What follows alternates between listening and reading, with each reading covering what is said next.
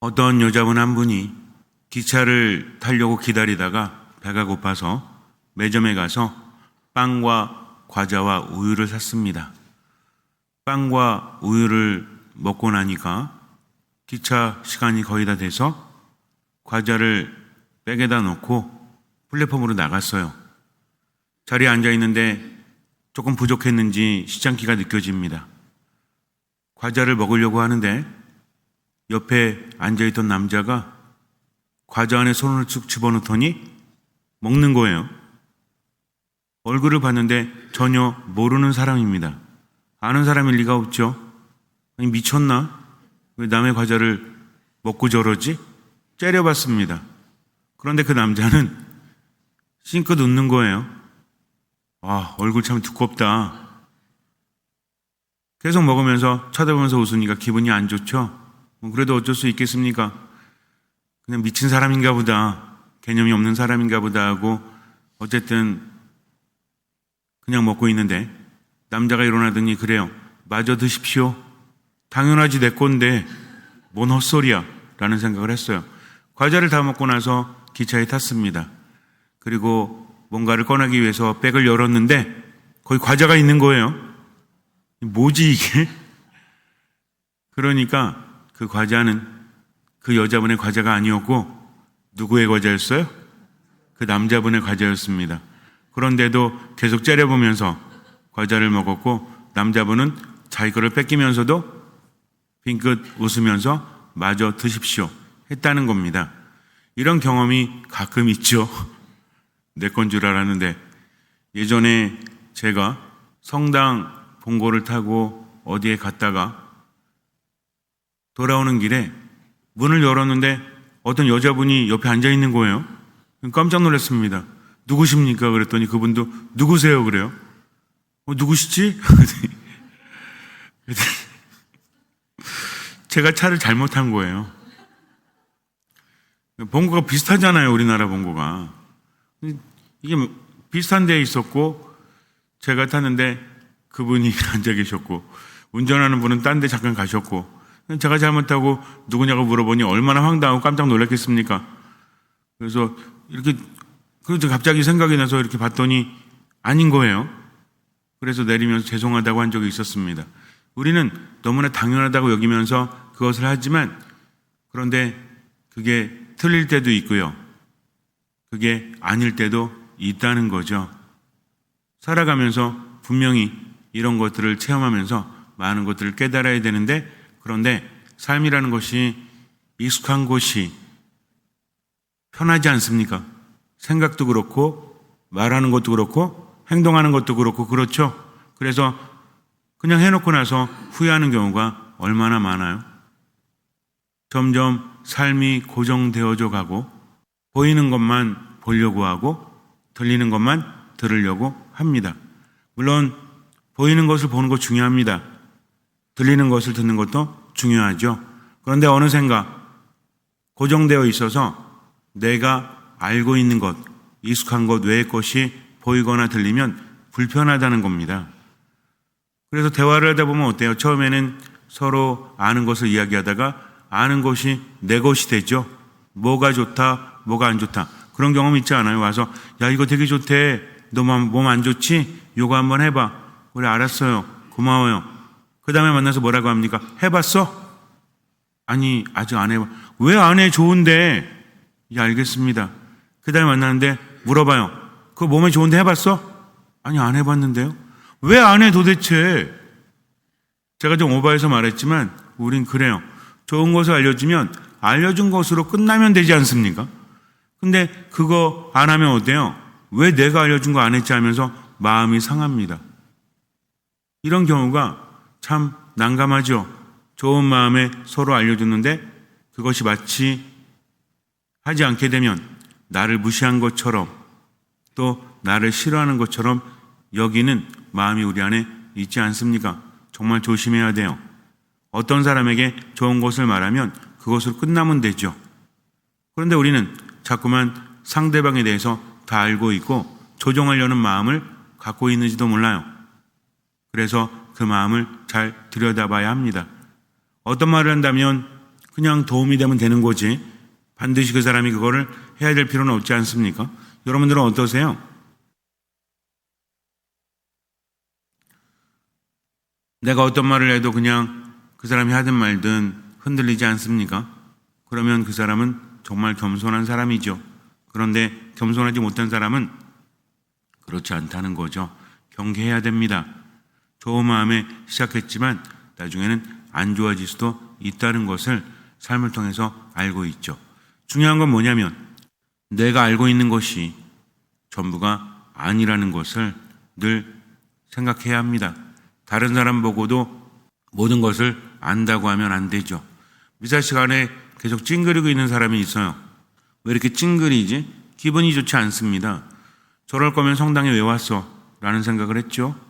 미사 끝나고 가길래 좀 기분이 안 좋았어요. 너무 찡그리고 있었거든요. 왜 일부러? 여러분들 그럴 때 있지 않아요? 누가 자꾸 나보면서 찡그리면 기분 안 좋잖아요. 왜 왔어 도대체? 라는 생각이 계속 들었어요. 끝나고 나서 인사를 하는데 그분이 그래요. 시모님, 제가 위염이 상당히 심합니다. 그래서 오늘도 미사 시간이 너무 아팠지만 그래도 미사할 수 있음에 감사했습니다 하고 가요. 저는 어떤 생각이 들었을까요? 내가 왜 이러지? 저 사람이 찡그리는 것을 보고 왜 그런 생각을 했지? 저마다 나름대로 이유가 있을 텐데 어쩌면요 내가 생각하는 것이 맞을 수도 있어요. 열에 8 맞을 수도 있습니다. 그러나 열에 1~2는 틀릴 수도 있다라는 거죠. 그것을 염두에 두어야 합니다. 그래서 내가 알고 있는 것과 다른 사람에게 알려주는 것과 이런 것들을 감정화시키지 말아야 된다. 뭐 시키지 말아야 된다? 감정화시키지 말아야 된다. 굉장히 중요합니다. 이거 살아가면서. 그렇게 하지 않으면 내가 힘들기 때문에 선입견을 갖거나 고정관념을 갖거나 이것이 편견이 되어버리면 안 돼요. 중요한 건 뭐냐면 공격적인 형태로 열매를 맺어서는 안 된다는 거죠. 좋은 마음이 있다면 그것이 공격적인 열매가 되어서는 절대로 안 됩니다. 그런데 마음이 상하니까 그렇게 되어버리죠. 예수님께서 당신의 고향에 가셔서 사람들을 만났을 때 사람들은 기뻐했죠. 처음엔 그랬습니다. 예수님이 워낙 유명하시니까. 그런데 그 사람들은 예수님을 어떻게 봤죠? 이미 알고 있다라고 봤죠. 왜? 한 동네 사람이니까. 지금 시대는 그렇지 않지만 예전에는 숟가락 숟까지 다 아는 그런 사회였다고 하죠. 여러분들도 동네 사람들 몇십 년 동안 봤던 사람들은 알아요 몰라요? 잘 알잖아요. 그 집 자식들도 잘 알죠? 어떤 말이에요? 그새 그렇게 컸어? 야 네가 조그매가지고 옛날에? 이런 얘기 자주 하지 않습니까? 그게 나쁜 것은 아니에요.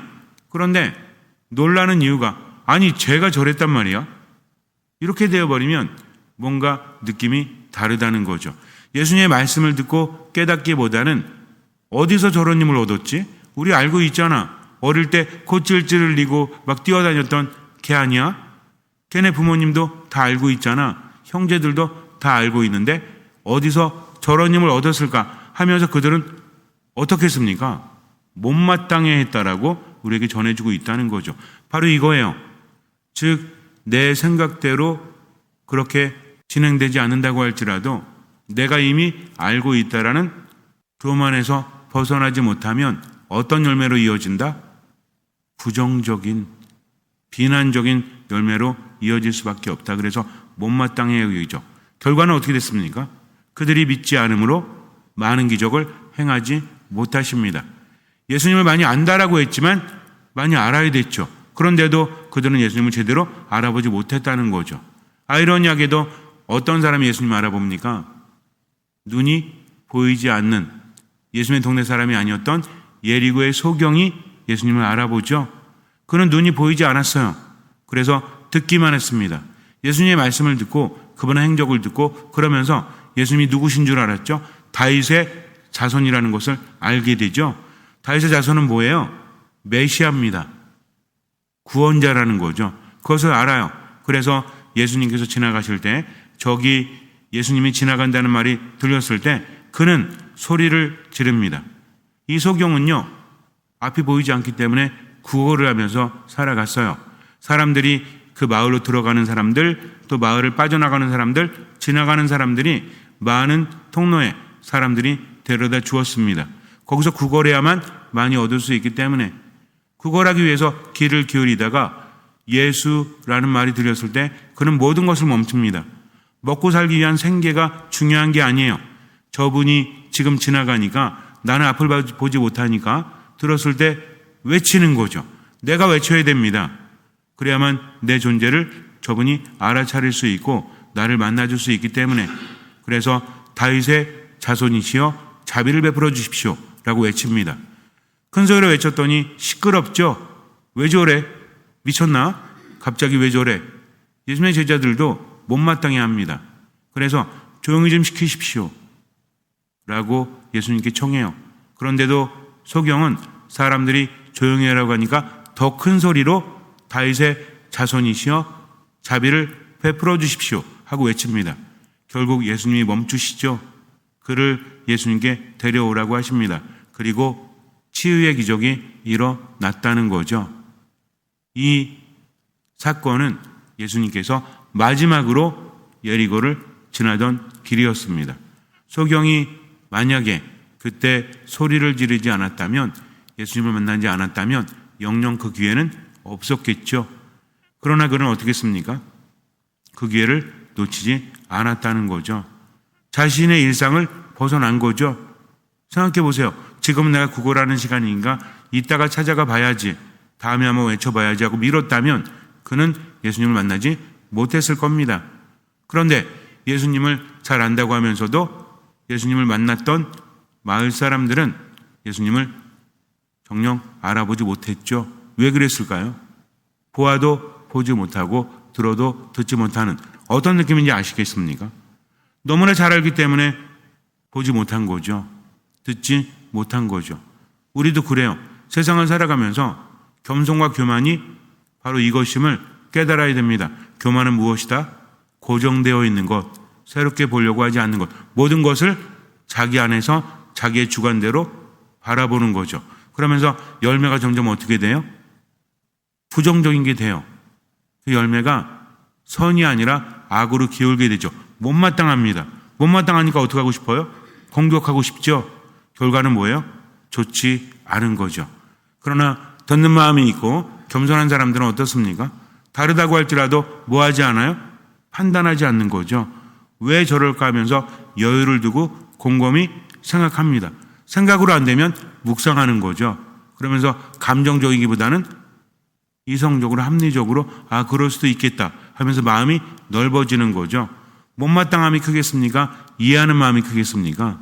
이해하는 마음이 클 수밖에 없죠. 만약에 못마땅한 마음이 들 때, 그래서 몸도 마음도 힘들어질 때 그때는 어떻게 해요? 겸손한 사람은 멈추죠. 그리고 어떻게 합니까? 성호를 긋습니다. 그리고 무엇을 청합니까? 듣는 마음을 청해요. 물론 방법은 여러 가지가 있지만 제가 여러분에게 제시를 했잖아요. 정말 힘들 때 알면서도 주님의 뜻대로 되지 않고 감정이 앞설 때, 우울감이 깊어지거나 분노가 커질 때 어떻게 하자? 일단 멈추자. 성호를 긋자. 어떤 마음을 청하자?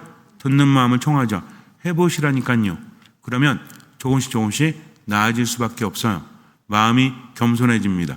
왜냐하면 멈췄잖아요. 그리고 하느님께 향했잖아요. 그리고 듣는 마음을 청했잖아요. 그 순간에 우리는 겸손해집니다. 그리고 마음이 편안해져요. 이런 경험들이 쌓이게 되면 그 다음은 어때요? 더 여유로워지는 거죠. 내가 보는 게 전부가 아니구나 하면서 세상을 어떻게 봅니까? 자세히 봐요. 그래서 더 넓어지고 더 깊어지니 얼마나 행복합니까? 그렇지 않으면 자기중심으로 똘똘 뭉쳐서 계속 힘들어집니다. 주변에 그런 사람들이 있죠.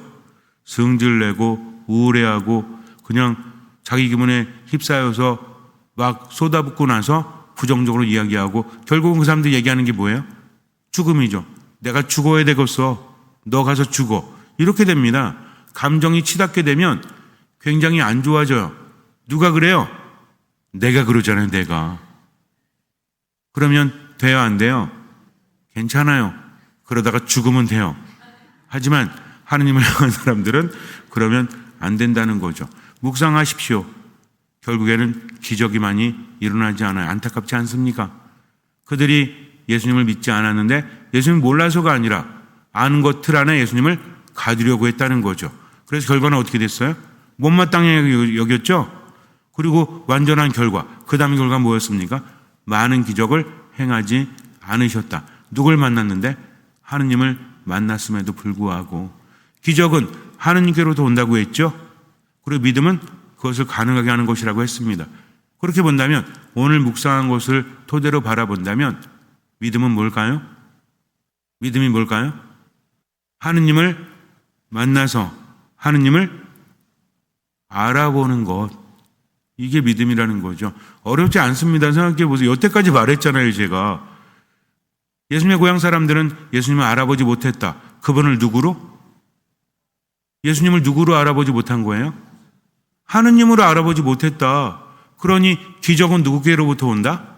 하느님께로부터 온다. 하느님을 알아보지 못했으니 기적이 많이 일어날 수 없는 거죠. 즉 기적이 성립되기 위해서는 두 가지가 필요한데 하느님께서 함께 하셔야 된다. 두 번째는 뭐다? 그분을 알아보는 믿음이 있어야 된다. 그래서 예수님께서는 기적을 행하실 때마다 너의 믿음이 너를 구원하였다. 그 믿음이 뭡니까? 예수님 보고 알아본 거죠. 그런데 알아보지 못하니까 기적이 일어나지 않습니다. 하나도 일어나지 않았나요?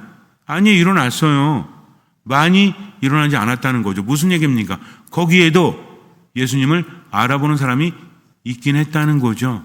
하지만 많은 사람들이 알아보지 못해요. 그래서 기적을 행하지 못하시죠. 그러면서 어떤 결과가 또 나오는지 알아요? 결과가 3개를 이야기했죠, 제가. 결과. 예수님 만났어. 하느님 만났는데 알아보지 못했어요. 왜? 자기들이 이미 알고 있다고 생각을 했으니까. 선입견, 고정관념. 그래서 못마땅하게 여깁니다. 믿음이 없는 거죠. 그래서 기적이 많이 일어나지 않았어요. 그러고 나서 어떤 결과가 있었는지 아세요? 그들은 예수님을 벼랑 끝으로 몰고 가서 떨어뜨려 죽이려고 합니다. 이거라니까요. 그런데 예수님께서는 죽지 않으시죠? 어떻게 합니까? 그들 한가운데를 유유히 뚫고 지나가십니다. 하나님의 때가 되지 않았기 때문에 이 결과를 잘 묵상하세요.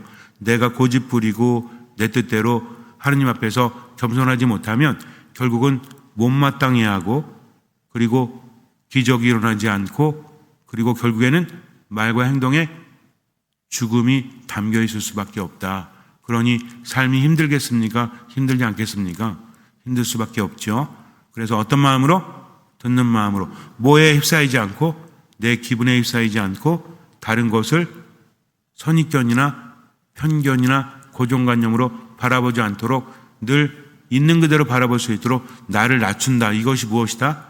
이게 겸손이요 믿음입니다. 잠시 눈을 감으세요. 세상을 다르게 보면 바뀝니다. 세상을 다르게 들으면 바뀌죠. 어쩜 우리는 내 안에 있는 그대로 세상을 바라보고 듣는지 몰라요. 가족들조차도 마찬가지죠. 선입견을 가지고 저 사람은 저러니까 이러니까 하는 마음, 그래서 그들을 믿지 못하고 그들을 미워하고 나의 상처를 가지고 그들을 바라본다면 참으로 어리석은 마음이 아니겠습니까? 판단하는 것을 멈추십시오. 주님께 겸손한 마음을 청하십시오. 감정으로 이어질 때, 그래서 못마땅해하는 마음, 그리고 그것이 폭력적인 말과 행동으로 이어질 것 같을 때 멈추십시오. 하느님께 듣는 마음을 청하십시오. 그리고 조용히 지금은 하느님께 봉헌하면서 살아가십시오. 주님께서는 그 믿음을 보시고 우리 삶에 놀라운 기적을 일으켜 주실 것입니다. 아멘.